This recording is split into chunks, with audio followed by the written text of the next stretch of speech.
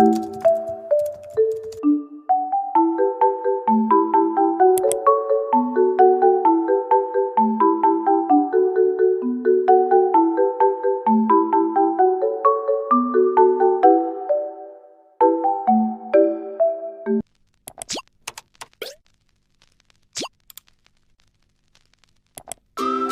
semuanya, perkenalkan saya Elizabeth Jusina.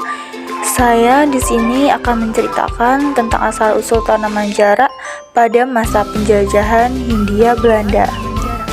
Tanaman jarak tentu tidak asing bagi masyarakat Indonesia.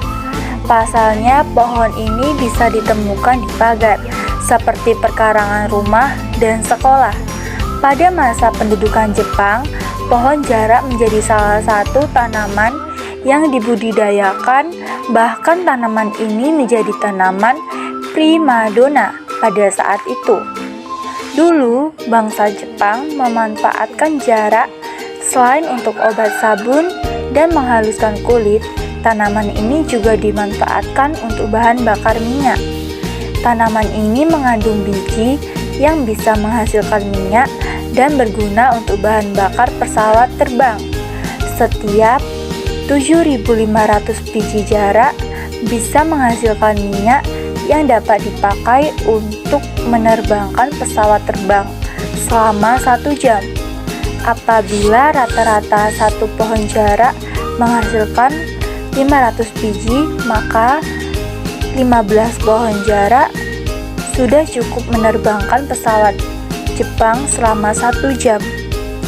Salah satu daerah yang cocok bagi tanaman ini adalah Surakarta, Wonogiri, dan sebagian daerah Boyolali, Klenteng, dan Sukoharjo yang bertanah kering.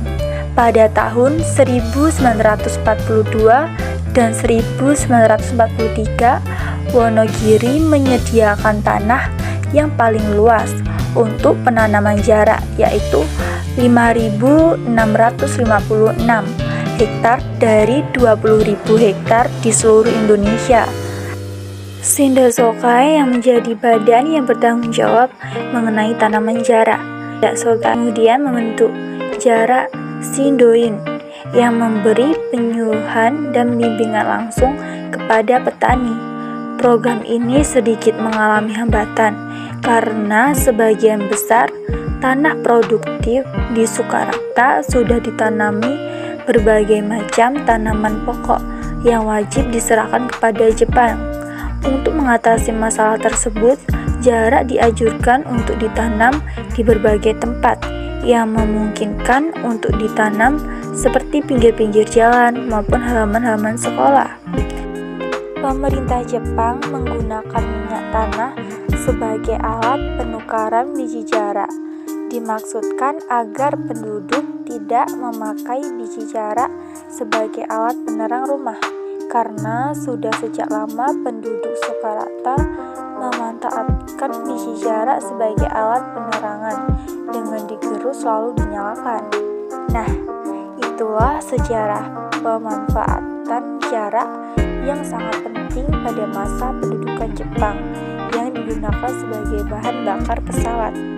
Jadi teman-teman, itu aja video dari saya.